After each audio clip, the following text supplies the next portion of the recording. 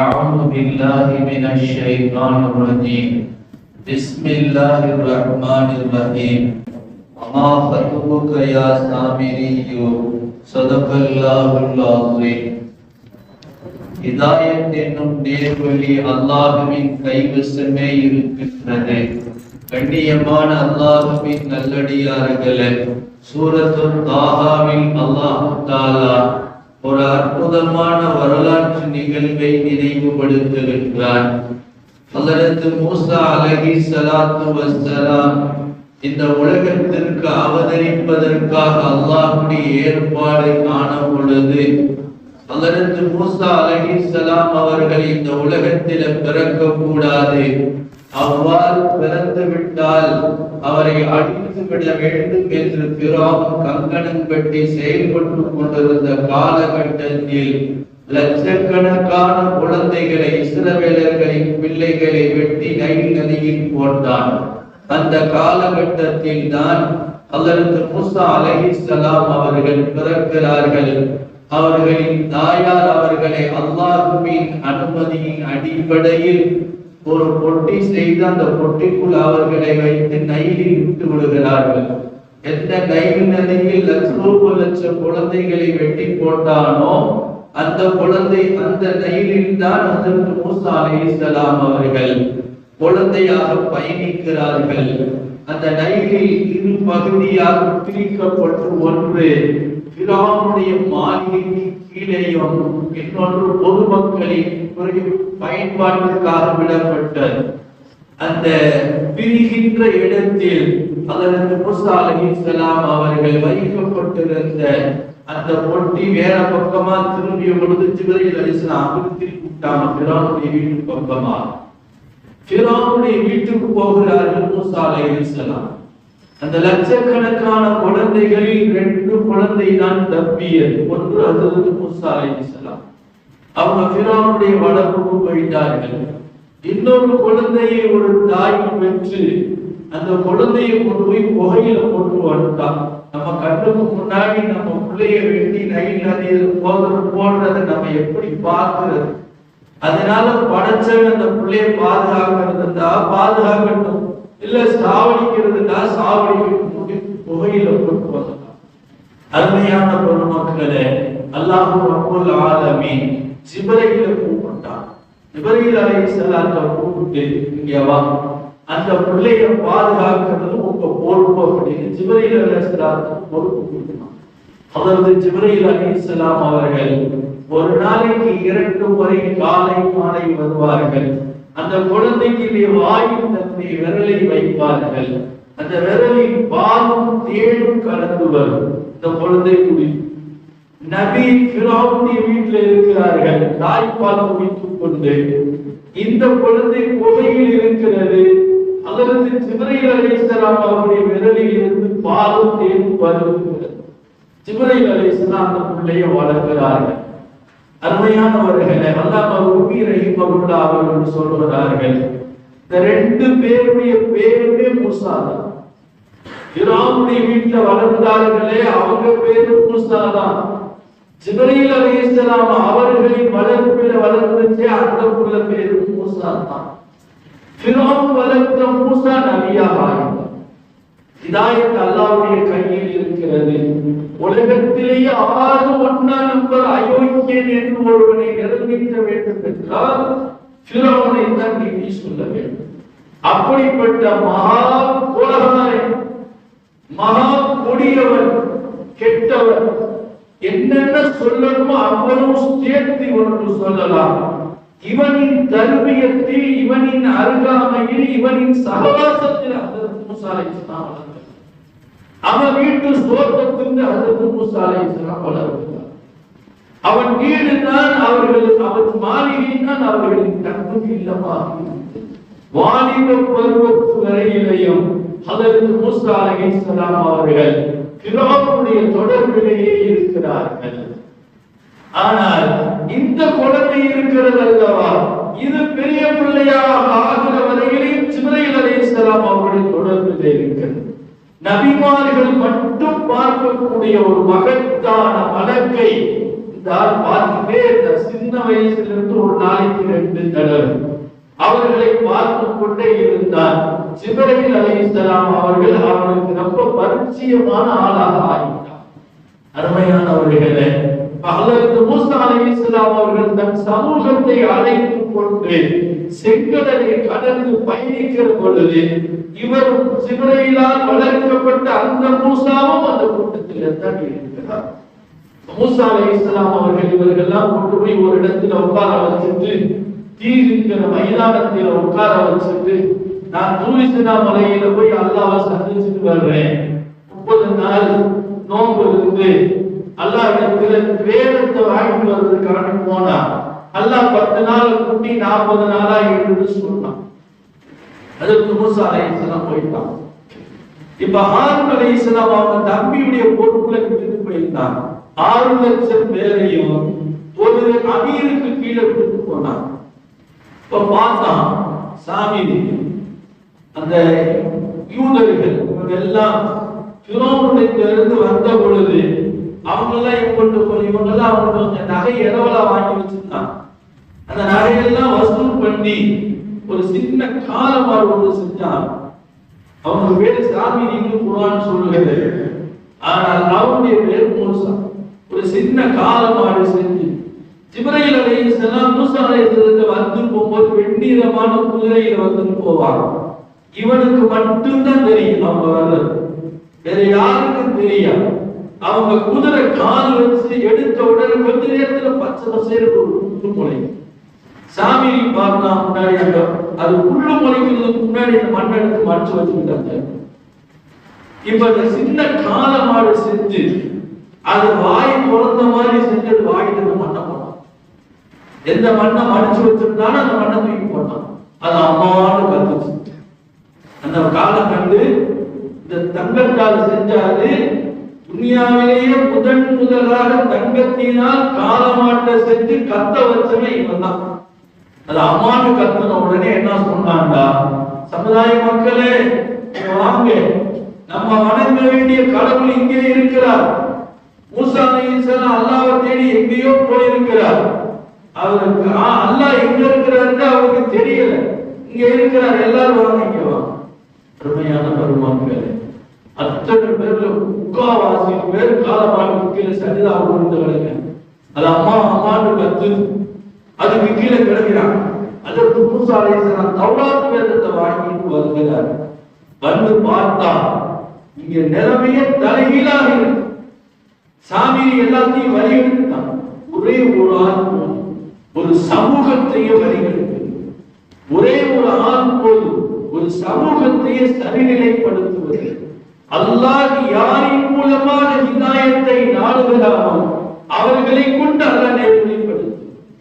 நபியே 2 நபி இருக்கிற பொழுது ஒரு சாலிம் அவர்கள் வழி 2 நபி ஹயாத்தா இருக்காங்க. அவங்களோட ஜலீலுல் கத்ரான நபி ஹஜ்ரத் மூஸா அலைஹிஸ்ஸலாம் அவர்களின் துஆவால் கிடைக்க பெற்றவர்கள் ஹாரூன் அலைஹிஸ்ஸலாம் அவங்களுக்கு அல்லாஹ் நுபுவத்து கொடுத்தான். 2 நபி உயிரோடு இருக்கிற பொழுது அந்த சமூகத்தை நிலைகுலைய செய்தவர் இந்த சாமிரி என்பவர். அதற்கு மூஸா அலைஹிஸ்ஸலாம் அவர்கள் வந்து பார்த்தா எல்லா காலமாட்டுக்கு கீழே சஜிதாவில் கிடக்கிறாங்க. அவங்களுக்கு கோபம் வந்து ஹாரூன் அலைஹிஸ்ஸலாத்தை இட்டி பிடிச்சாங்க. தாடியின் தலைமுடியும் பிடிச்சாங்க. லா தஅஹுது பிலிஹியத்தி வலா பிரஸி என்று அந்த ஹாரூன் அலைஹிஸ்ஸலாம் சொன்னாங்க. என் தாடியின் தலைமுடியும் பிடிக்காதீங்க, நீ அடிச்சுடாதீங்க, இவர்களுக்கு முன்னாடி என்னை அவமானப்படுத்தாதீர்கள், அவர்கள் என்னை கொல்ல முயற்சி செய்தார்கள், நீ ஏன் இவங்களை இந்த நிலைக்கு விட்டேன்னு அவங்களுக்கு கோபம். நான் எவ்வளவு சொல்லணுமோ சொல்லிட்டேன், எவனும் கேட்ட மாதிரி தெரியல, என்னையே கொல்லணும்னு முடிவுக்கு வந்தாங்க. அதனால அல்லாஹ் வாங்கி என்னை அடிக்காதீங்க. அது மூஸா அலைஹிஸ்ஸலாம் இந்த வேலை யாரா செஞ்சதுன்னு கேட்டான். கடைசியில சாமியை காட்டினான். நீ என்ன உனக்கு என்ன இப்படிலாம் இந்த வேலையெல்லாம் பார்த்தா அப்படின்னு மாபத்துக்கு யா சாமிரி, சாமிரி இந்த வேலை எப்படி செஞ்சேன்னு கேட்டான். வஸ்துத்து பிமாலம் யுஸ்பிஹி, நீங்க பார்க்காத ஒண்ணை நான் பார்த்தேன். ஜிப்ரீல் அலைஹிஸ்ஸலாம் வந்து போறத பார்த்தேன்.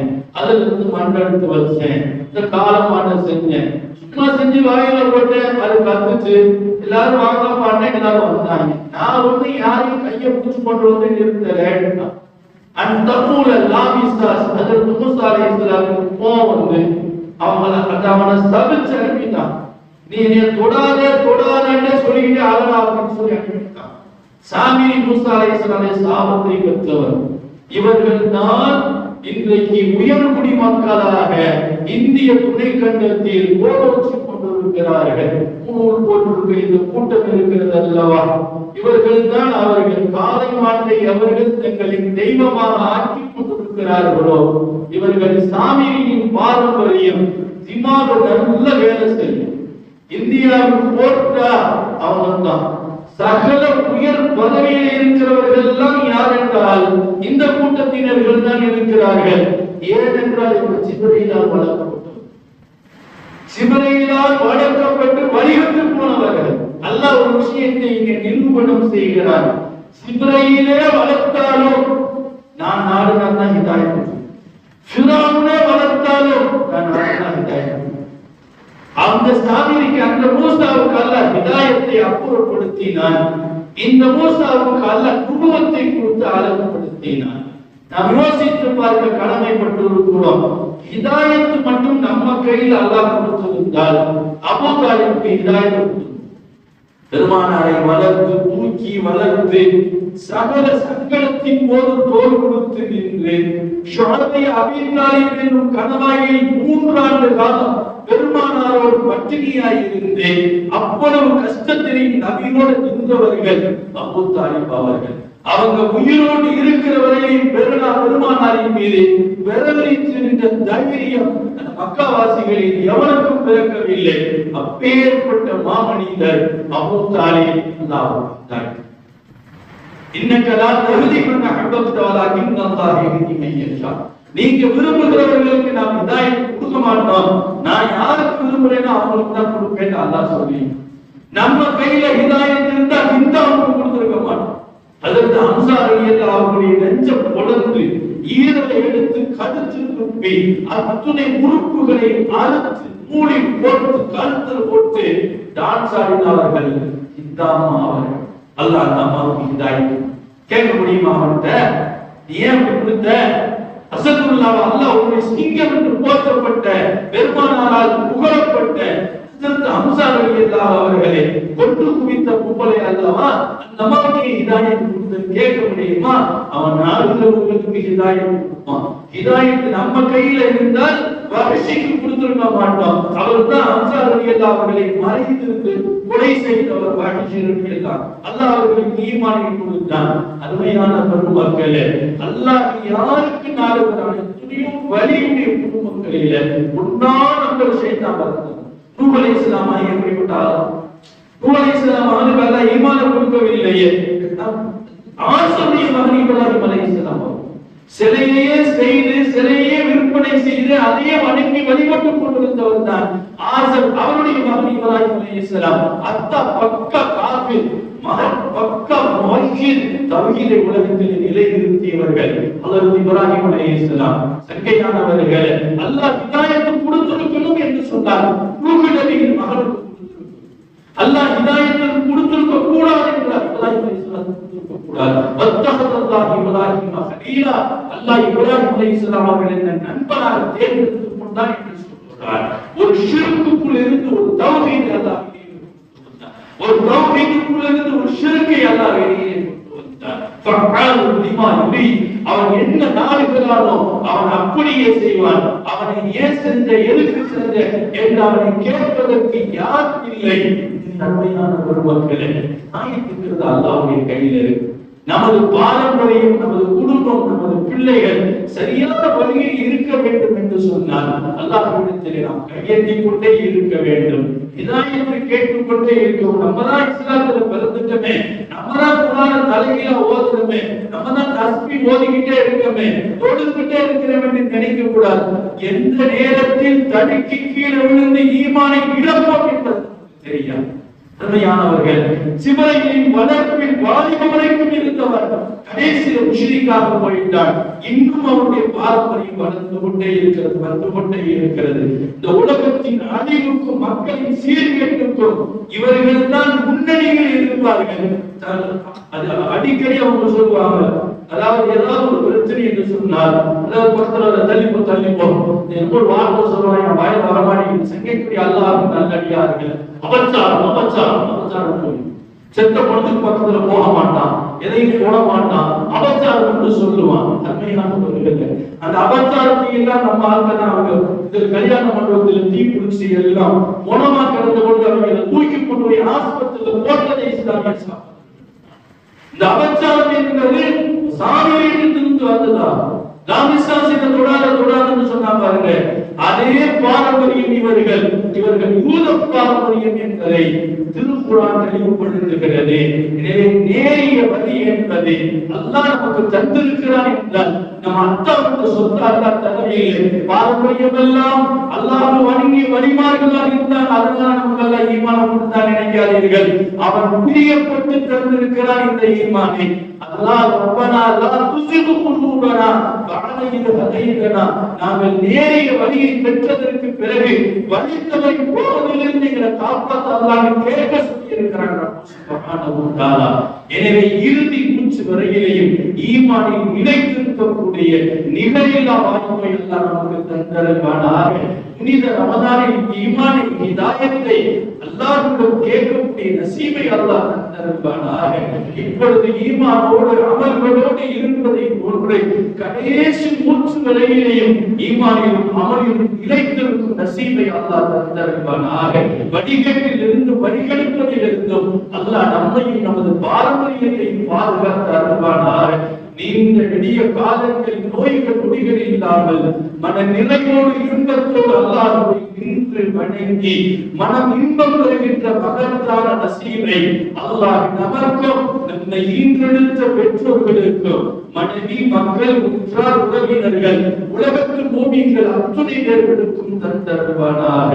سبحان الله وبحمده سبحانك اللهم وبحمدك أشهد أن لا إله إلا أنت أستغفرك وأتوب إليك. سبحان ربك رب العزة عما يصفون وسلام على المرسلين والحمد لله رب العالمين.